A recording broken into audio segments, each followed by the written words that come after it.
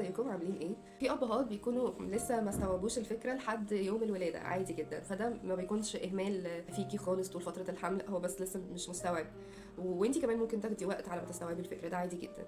اهم حاجه ما نخليش الخوف او التوتر او الصدمه دي تخلينا ما نستمتعش باللحظات الصغيره دي.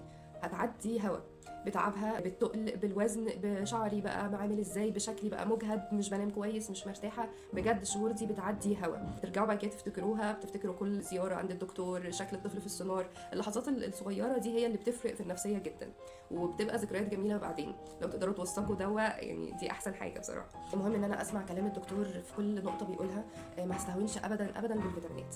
زمان ما كانوش بياخدوا اي براشيم ولا اي حاجه، بس الجيل غير الجيل، الصحه غير الصحه خالص طبعا، فكل حاجه هتاثري فيها هتاثر عليكي او على النونو بعدين. طيب النونو بياخد الغذاء من اللي موجود في الجسم، يعني انت مش بتاخدي البرشام عشان توصله له او تديه له مباشره، لا انت بتاخديه علشان يوصل لك انت في الجسم عشان هو ياخد من الجسم.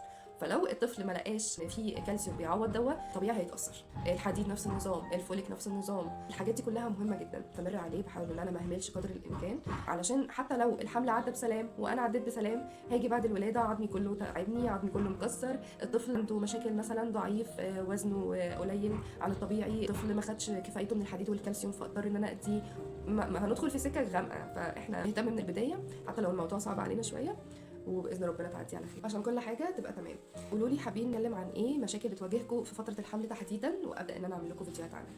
دمتم اشطر ماميز.